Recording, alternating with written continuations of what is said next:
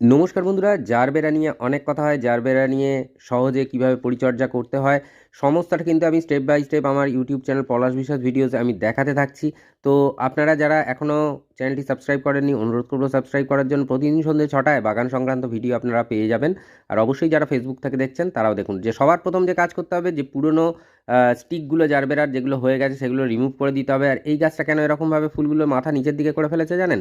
এই গাছগুলোতে আমি খাবার দেবো বলে সিন্ডারে আছে এক, আর দ্বিতীয়ত খাবার দেবো বলে জলটা সেভাবে আমি দিইনি। অন্তত একদিন আমরা এই সিন্ডারের মাটিতে জল দেব না, মানে সিন্ডারের মিডিয়াতে জল দেব না। আর যাদের মাটিতে গাছ আছে তারা কিন্তু দুদিন দেব না। যেদিন খাবার দেব তার থেকে আগে দুদিন দেব না, এটাই বলতে চেয়েছি। তো দেখুন, পুরনো পাতা যা আছে রিমুভ করতে হবে। এটা মাটির মিডিয়ায় আছে। তো মিডিয়া কীরকম মাটির হবে সেগুলো ডিটেলসে তো আমি বলে দিয়েছি, এখানে বলতে গেলে অনেকটা বড় হয়ে যাবে। তো সংক্ষেপে আমি ভিডিওটা নিয়ে আসছি যে কী খাবার দিতে হবে ফেব্রুয়ারি মাসে, যাতে করে জারবেরা গাছ দারুণভাবে গ্রোথ নেবে এবং প্রচুর ফুলে আপনার বাগানকে ভরিয়ে রাখবে। তো কী খাবার দিচ্ছি, সিন্ডার এবং টবের মিডিয়ায় একই পরিমাণ দিতে হবে। দুটো টবের মাটি আছে বলে দুটো টবে দেবো বলে এই খাবার আমি ভাগ করে নিয়েছি। 1 টেবিল চামচ করে রয়েছে। দিতে হবে শিংকুচি, হাড় গুঁড়ো, লাল পটাশ এবং সিঙ্গেল সুপার ফসফেট। দুটো টব আছে বলে এখানে 2 টেবিল চামচ করে খাবার মেশানো রয়েছে। তাহলে বুঝতে পারলেন যে 8 বা 10 ইঞ্চি টবের জন্য আমরা কিন্তু 1 টেবিল চামচ করে সবকটা খাবার নিয়ে নেব।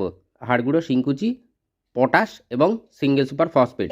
এই খাবারটা সিন্ডারের মাটিতে, মানে সিন্ডারের মিডিয়াতে আমরা দেব 10 দিনের ব্যবধানে এবং মাটির মিডিয়াতে 15 দিনের ব্যবধানে। তো এই যে মিক্সড খাবার, এটা এইভাবেই করতে হবে। আর এছাড়া সিন্ডারের মিডিয়াতে আরও একটু বেশি পরিচর্যা লাগে, কারণ মাটির মধ্যে যেহেতু খাবার পায় গাছ, কিন্তু সিন্ডার তো সেখানে খাবারের সংখ্যা খুব বেশি থাকবে না।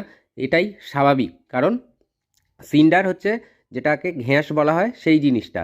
তো যাই হোক, তো এই খাবারগুলো দিয়ে আমি জল দেব।